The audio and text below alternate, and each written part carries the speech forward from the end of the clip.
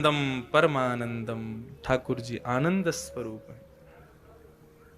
श्रीनाथ जी का स्वरूप परमानंद प्रदान करता है।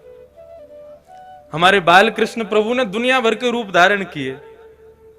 कहीं पर बांसुरी बजा रहे हैं, श्री राधा वल्लभ जी में रोज ब्याह कर रहे हैं, बिहारी जी में नित्य मनोरथ कर रहे हैं, श्री गोपीनाथ गोविंद देव जयपुर में विराज रहे हैं, उनके भी अलग अलग रूप। लेकिन श्रीनाथ जी का जो रूप है, स्वरूप है, इसमें सब विराजमान है, सब विद्यमान है,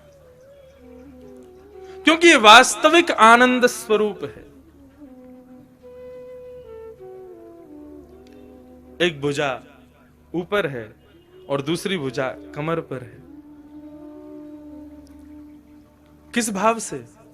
सावधानी से सुनिए कथा बिल्कुल।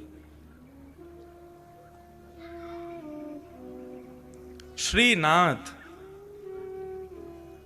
श्री यानी राधा, श्री यानी श्री किशोरी जी, श्री यानी श्री लाडली जी, और श्री लाडली के संग युक्त होकर के जो नाथ विराजमान है वो है श्रीनाथ।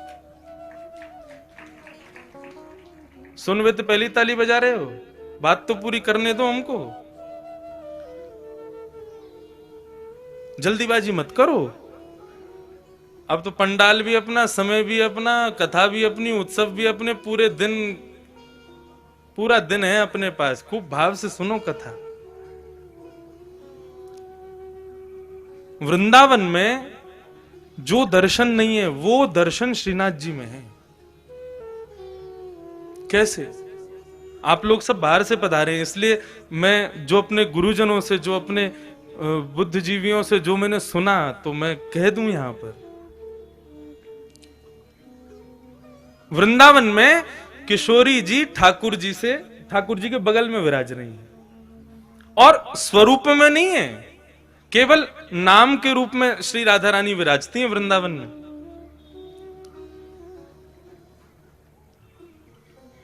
जब देखी वृषभानुजा हिय विच उठी है हूक, वंशी रह गई हाथ में फिर ना लागी फूंक।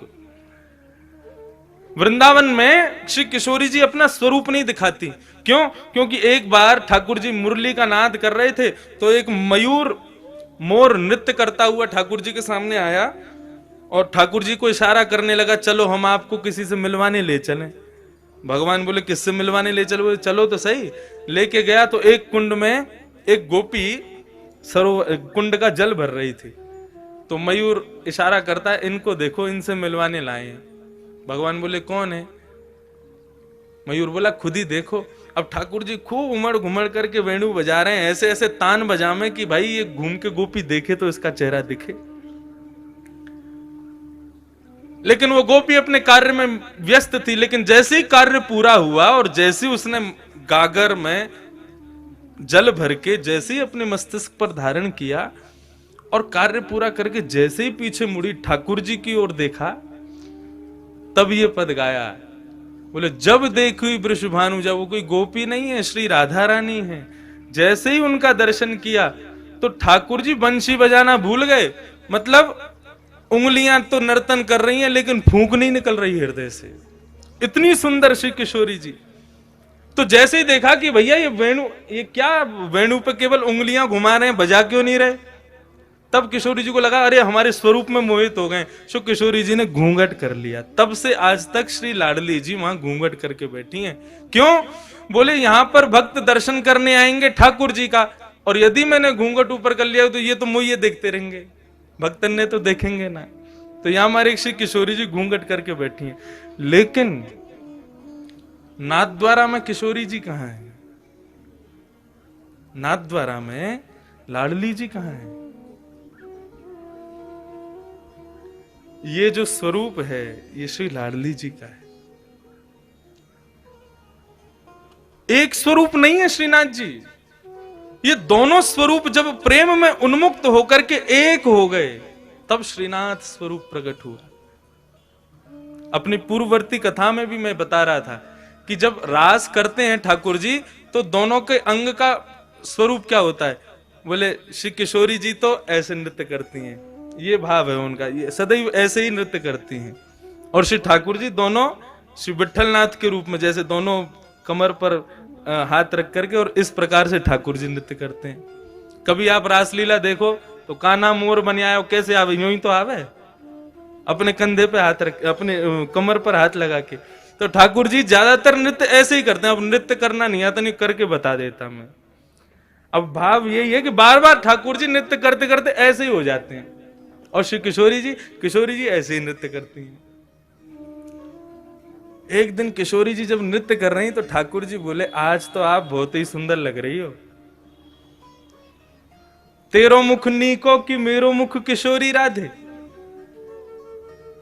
ठाकुर जी दर्पण देखें, दर्पण में किशोरी जी, जब ठाकुर जी और किशोरी जी दोनों देखें तो ठाकुर जी कहें, अच्छा लाडली जी यूं बताइयो, तुम्हारो मुख सुंदर है कि मेरो मुख सुंदर है।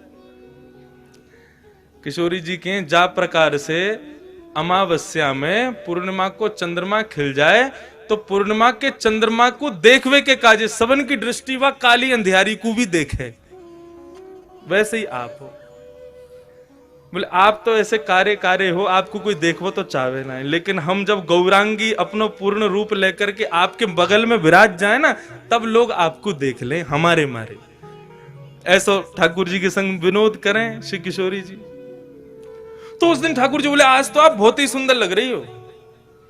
राधा रानी बोली, हम तो सुंदर हैं ही हैं, बता का रहे। ठाकुर जी बोले, लेकिन हमारी इच्छा है रे कि आप हमारे सन्निकट आ जाओ, आप हमारे नजदीक आ जाओ।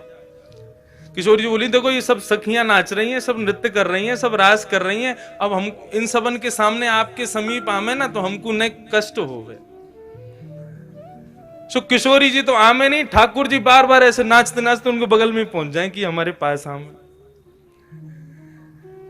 लेकिन ललिता, विशाखा और श्री यमुना, इन तीनों के हृदय में यह भाव आया कि ठाकुर जी की बड़ी इच्छा है रही है श्री किशोरी जी के आलिंगन की, हृदय से लगावे की, लेकिन हम लोगन के संकोच के मारे कर नहीं रहे। सो तीनों नृत्य करते करते वहां से अंतर ध्यान हो गए ताकि हमारा संकोच दूर हो जाए, हमसे जो संकोच है वो दूर हो जाए। जैसे ही तीनों वहां से प्रस्थान किए, ठाकुर जी ने और श्री लाडली जी ने, देखिए अब कोई ना है, अब तो समीप आ जाओ हमारे, आपको स्वरूप इतना बढ़िया मनमोहक लग रहा है। सो किशोरी जी तो ऐसे नृत्य करते करते और ठाकुर जी ऐसे नृत्य करते करते जैसे ही आकर के आलिंगन कियो है, सो आधो स्वरूप तो श्री किशोरी जी को और आधो श्री ठाकुर जी को श्रीनाथ रूप में प्रकट हो गए। बोलो श्रीनाथ प्यारे की जय। आप कभी गर्मी में यहां आना, मैंने तो अनुभव किया है। ठाकुर जी की जो उठी हुई भुजा है वो श्री राधा रानी है, और उस भुजा को जब आप देखेंगे तो उस भुजा में आपको गौर वर्ण का दर्शन होगा। अभी तो ठाकुर जी ने पूरा अंग ढका, केवल मुखमंडल दिखाते हैं, लेकिन कभी गर्मी में आप आओगे तब ठाकुर जी के श्री अंग का दर्शन कीजिएगा, आपको श्री किशोरी जी भी दिखेंगे। तो आधा भाग श्री लाडली जी हैं और आधा भाग श्री ठाकुर जी हैं। दोनों के रूप एक हुए तब श्रीनाथ प्रकट हुए। हमारे ब्रज वृंदावन में तो फिर भी राधा रानी ने थोड़ा सा दूर है के बैठी हैं, लेकिन यहां तो एक में ही बैठी। और यहां आए कहां थे, कहां से आए, हमारे यहां से तो आए, हमारे ब्रज से ही तो पधारे। कल यहां पर प्रेस कॉन्फ्रेंस हो रही थी तो हमारे प्रेस के सब भाइयों ने हमसे पूछा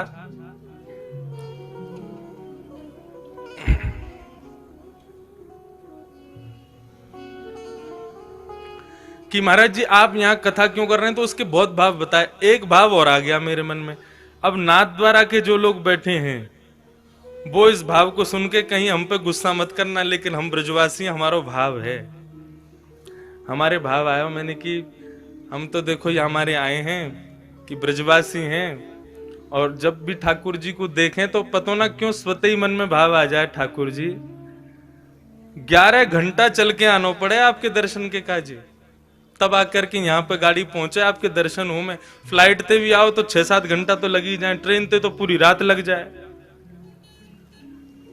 हम ब्रजवासी आपके प्राण धन है, आप ही कहो ब्रजवासी वल्लभ सदा मेरे जीवन प्राण।